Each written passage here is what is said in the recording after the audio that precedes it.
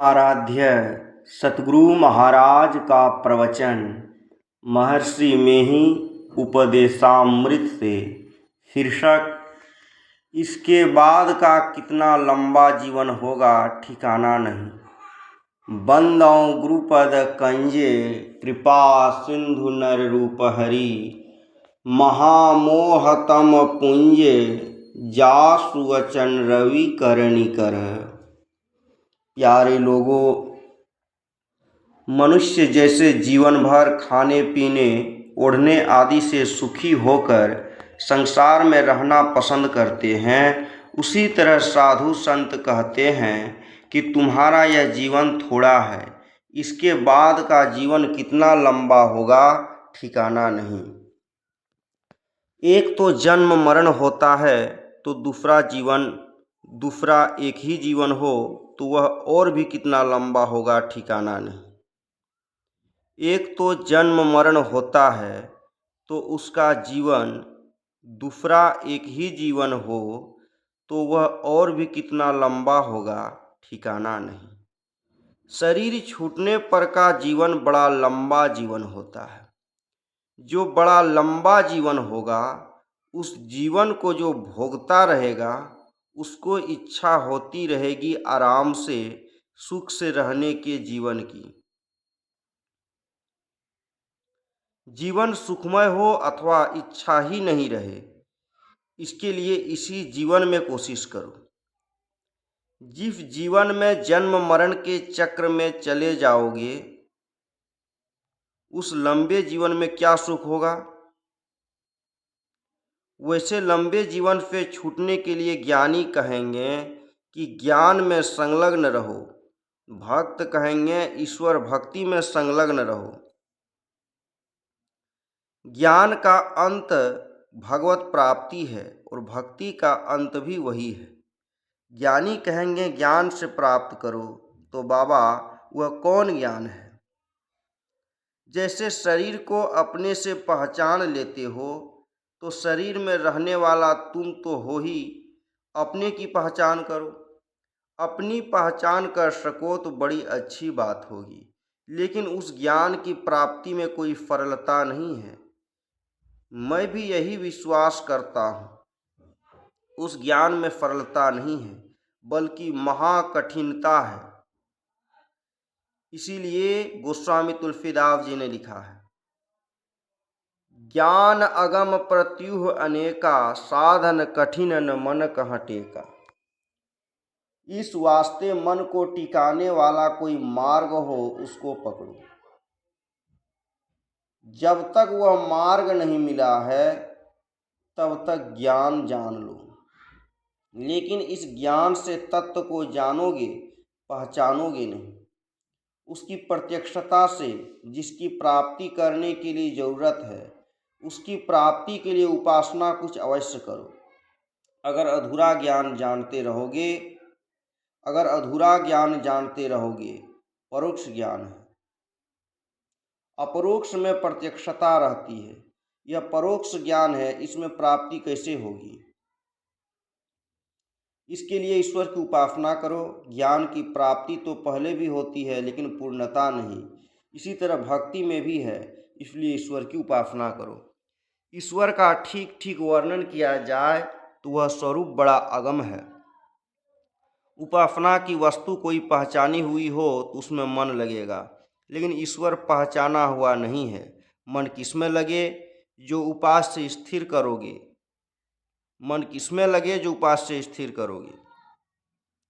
किसी रूप में उपास्य को पकड़ो, उसको नहीं।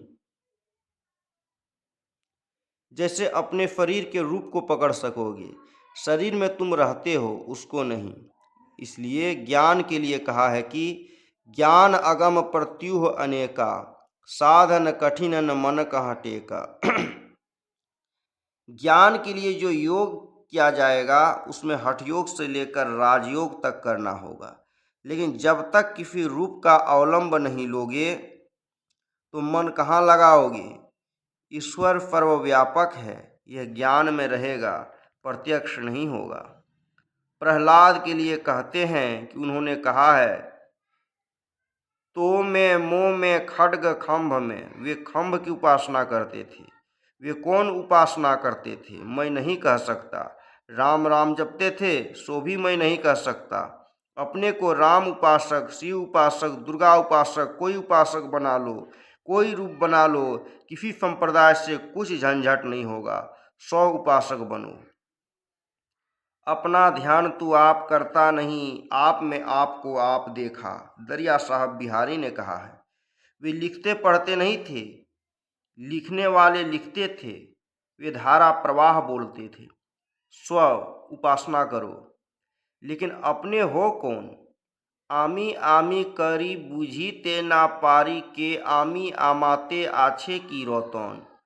दुर्गा देवी, काली देवी, ऐसी लक्ष्मी देवी, दुर्गा देवी, काली देवी ऐसी, लक्ष्मी देवी ऐसी, सरस्वती देवी ऐसी, जिस रूप को तुम जानो उसकी उपासना करो और तत्संबंधी नाम जपो। लेकिन ये आरंभ की बात है, तत्व वस्तु नहीं है। आगे बढ़ो ईश्वर को स्वरूपतः पाने के लिए। स्वरूपतः पाने के लिए दोहा सुनो। गगन मंडल के बीच में तहवा झलकै नूर, निगुरा महल न पावई पहुँचेगा गुरुपुर। गगन मंडल के बीच में यह क्या है? जो भजन भेद लिए हैं उनको मालूम होगा।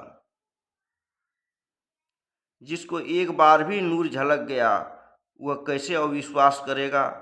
नूर कहते हैं प्रकाश को, यही भेद है। जिसको कोई बता देते हैं तो ठीक उसके गुरु हैं। कुर्मा का काम है गगन मंडल के बीच में प्रकाश को प्रत्यक्ष देखे। यही है दृष्टि योग। दृष्टि साधना है तो बड़ा सुख, लेकिन है बड़ा कठिन। एक जापानी महिला हमारे यहाँ आई थी। उसको स्वप्न हो गया था। क्या जाने क्या उसका पूर्व का संस्कार था। मेरा रूप उसने कभी देखा नहीं था। मेरा रूप स्वप्न में देखा। मेरे रूप का दर्शन उसको हुआ स्वप्न में। यदि मैं कहूँ कि लोगों को मैं स्वप्न में दर्शन देता हूँ तो झूठ होगा। एक आदमी को और हुआ था। वह बेगूसराय का रहने वाला था। उस समय मेरा फोटो भी नहीं लिया गया था। जापानी महिला अकेली थी। समूचे भारत को धांग धूम कर आई भागलपुर कुप्पा घाट आश्रम। मेरी तस्वीर टंगी थी। मैं आश्रम में नहीं था। उस तस्वीर को देखकर उसको विश्वास हो गया कि यही है। फिर मुझको देखा तो पहचान गई। उसने मुझसे भजन भेद लिया। मैंने समझा कि ईश्वर की यह कृपा है कि इससे मिला हूँ। महिला को जब मैंने भजन भेद बताया और उसने थोड़ा समय मन लगाकर किया तो किसी के पूछने पर उसने कहा, very soft and very hard.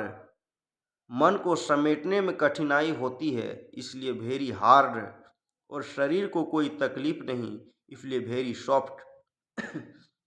वह जापानी महिला कुमारी अंतरिक्ष से हिमालय तक अकेली ही घूमी। मन को बिल्कुल बटोर कर गगन मंडल में लगाएं गुरु से जानकर। इसीलिए गुरु दीक्षा की जरूरत है। मैंने क्रिया बता दी, उसने किया। मैंने कभी नहीं कहा कि बेगूसराय वाले को व जापानी महिला को स्वप्न दिया। उन लोगों का संस्कार था। ईश्वर ने मुझसे मिला दिया।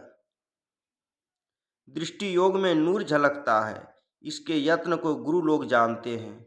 हमारे गुरु महाराज जानते थे। उन्होंने मुझको बताया।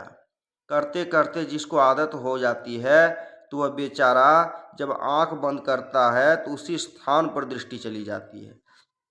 बोलता है तब भी उसकी दृष्टि वहाँ चली जाती है। हड़बड़ हड़बड़ करने का काम नहीं। जो पहले जन्मों में बहुत साधन किया है उसको शीघ्र होता है।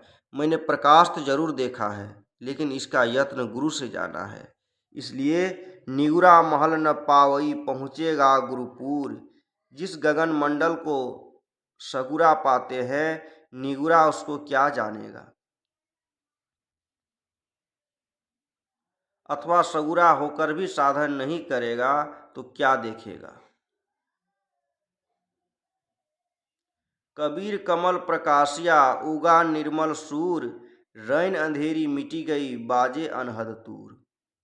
कब अनहद तूर बजता है? तुलसी साहब ने कहा, झलक झांझ मन मीन मंजीरा, मधुर मधुर ध्वनि मृदंग सुनीजे। झलक अर्थात ज्योति। ज्योति ही झांझ है। आप लोग अच्छी तरह से भजन कीजिए। आप लोगों से मुझे कोई लोभ लालच नहीं।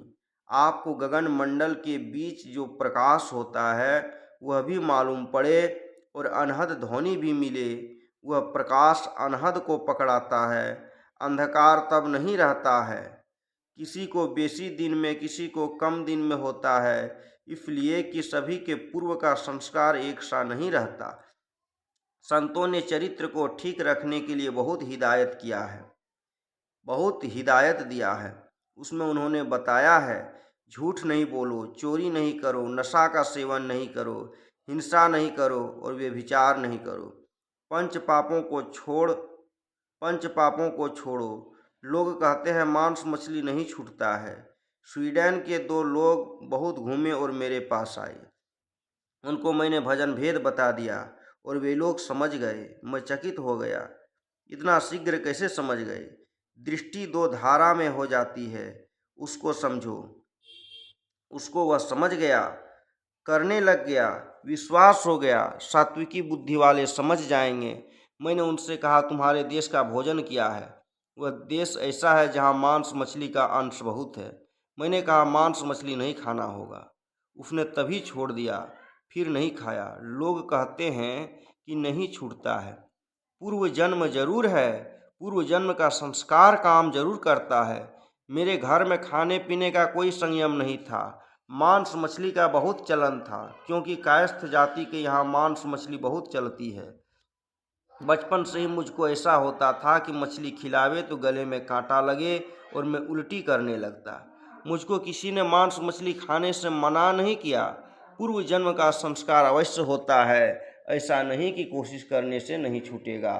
श्री सद्गुरु महाराज की जय। यह प्रवचन डॉक्टर श्री शारदा बाबू के निवास पर राजेंद्र नगर, पटना, बिहार में दिनांक 27/2/1972 ईस्वी को हुआ था।